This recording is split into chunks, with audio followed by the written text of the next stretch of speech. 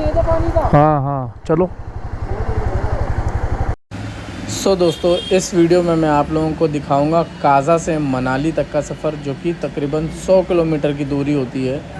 और ये जो रास्ता है ये वर्ल्ड के सबसे टफ़ेस्ट रास्तों में से एक है, और मेरी लाइफ का अब तक का सबसे टफ़ और सबसे ज़्यादा कठिनाई वाला रास्ता रहा है, जिसके बीच में तकरीबन 60 से 70 वाटर क्रॉसिंग मिलती हैं और 100 किलोमीटर की पूरी जर्नी ऑफ रोडिंग पर डिपेंड है। तो चलिए इस ब्लॉग को शुरू करते हैं। तो काज़ा की तरफ से जैसे ही आप बढ़ेंगे पहले पड़ेगा कुंजुम पास, और इस तरीके का कुछ ऑफ रोडिंग का रास्ता जो कि बहुत ही ज़्यादा डिफ़िकल्ट है, पूरा पत्थर पत्थर रास्ते में पड़े हैं। और यहाँ पर बाइक चलाना बहुत ही ज़्यादा कठिनाई वाला काम है, और छोटी मोटी बाइक्स या लो फ्लोर की कारें जिनका ग्राउंड क्लियरेंस बहुत कम है वो यहाँ पर बिल्कुल भी चलने लायक नहीं है।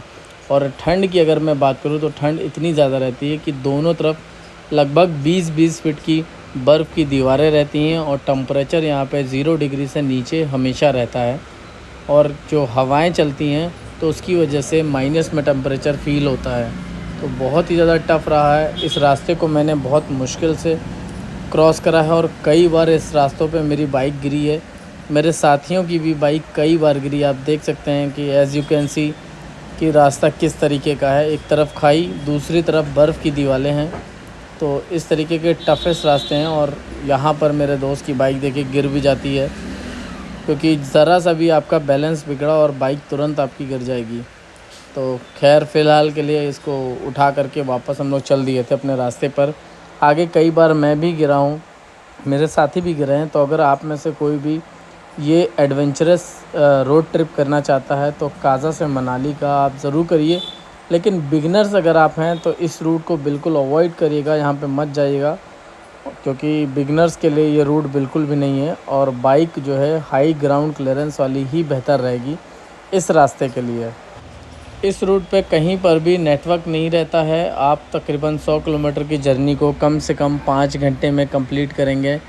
अगर आप बहुत ही ज़्यादा स्पीड में चलेंगे तो मिनिमम 5 आवर्स तो आपको लग ही जाएगा 100 किलोमीटर की जर्नी में, जिसमें कई सारी वाटर क्रॉसिंग पड़ेंगी और नेटवर्क बिल्कुल नहीं रहेगा। तो अगर आप इस रूट पे क्रॉस कर रहे हैं या ट्रैवल कर रहे हैं तो मेक श्योर कि अपना ऑफलाइन मैप को डाउनलोड कर लीजिए, और अपनी बाइक से रिलेटेड थोड़ी बहुत जानकारी रखिए। अपने साथ पंक्चर किट का ज़रूर रखिए, क्योंकि पंक्चर किट बहुत ज़रूरी है। यहाँ पे रोड कंडीशन इतनी ख़राब है कि बाइक पंक्चर हो सकती है।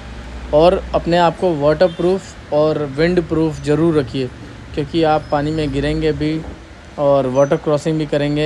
एक दो जगह पर आपको रिवर क्रॉसिंग भी मिलेगी, तो उन सब के लिए आपको वाटर क्रॉसिंग के लिए पूरी तरीके से तैयार होना बहुत ज़रूरी है। देखिए सामने कितनी हैवी वाटर क्रॉसिंग चल रही है, और यहाँ पर मेरी बाइक भी फंस गई थी काफ़ी टाइम तक की, फिर धक्का मार के किसी तरीके से निकली। तो ये भी एक बहुत ही ज़्यादा चैलेंजिंग और काफ़ी ज़्यादा एडवेंचरस हो सकता है। अगर आप इस रूट को, इस 100 किलोमीटर की जर्नी को अच्छे से इजीली मैनेज कर लेते हैं तो आई एम श्योर कि ये जर्नी आपके लिए यादगार बनी रहेगी हमेशा, जैसे हम लोगों के लिए हुआ। और मैं इस रूट पे फ़र्स्ट टाइम गया था। वैसे तो मैंने लद्दाख 2 बार करा है, लेकिन ये रूट मेरे लिए फ़र्स्ट टाइम था, तो मुझे बहुत मज़ा आया। और इस रूट पर आपको एक लेक भी पड़ेगी जिसका नाम है चंद्रताल लेक, जो कि बहुत ही अच्छी है, और वहाँ पे ज़रूर विज़िट करिएगा। देखिए ये है रिवर क्रॉसिंग। तो यहाँ पे मेरी बाइक लगभग आधी से ज़्यादा नीचे पानी में डूबी हुई थी और वहाँ से निकल रही थी। तो हिमालयन को भी हेड्स ऑफ करना पड़ेगा, क्योंकि हिमालयन ने कहीं पर भी साथ नहीं छोड़ा। काफ़ी अच्छी बाइक है, अगर कोई भी फ्यूचर में प्लान करना चाहे तो कर सकता है। रिवर क्रॉसिंग के बाद काफ़ी टाइम तक ही हम लोगों को एक मैदान टाइप का जगह था, तो उसमें बाइक को चलाना पड़ा, और वहाँ पर हम लोग रास्ता भटक गए थे। तो ऑफलाइन मैप को थोड़ा सा फॉलो करते करते हम लोग पहुँच गए आपके रोहतांग पास की तरफ। और रोहतांग पास जब पहुँचे हैं तब सांस में सांस आई कि फ़ाइनली हम लोग मनाली की तरफ पहुँच चुके हैं। लेकिन इस जगह पर इतनी ज़्यादा ठंडी थी कि समझ लिया अंदर से एकदम हड्डियाँ गलाने वाली ठंड थी। तो यहाँ पर पूरी प्रिपरेशन के साथ जाइए। और अगर आपके पास 4 व्हीलर से जा रहे हैं तो मेक श्योर कि 4 व्हीलर 4x4 होनी बहुत ज़रूरी है, क्योंकि 4x4 गाड़ी ही यहाँ पर ज़्यादा कैपेबल रहेगी इस रोड के लिए। तो बाकी बाइक्स में आप कोई भी ले जाइए, एटलीस्ट 400 सीसी की लीजिए या 250 सीसी के ऊपर लीजिए। तो इस तरह करते करते हम लोग रोहतांग पास पे पहुँच गए, और मेरा एक साथी जो कि हिमालयन 450 से थे। वो लोग इस पुल पे थोड़ा सा ध्यान भटका और गिर गए थे। एक छोटी सी ट्रेजेडी हो गई थी, लेकिन किसी को भी ज़्यादा मेजर चोट नहीं आई थी, बस थोड़ा बहुत स्क्रैचेस लग गए थे। और सेफली हम लोग आराम से उनको उठाया, सपोर्ट करा, बाइक को लिफ्ट करा।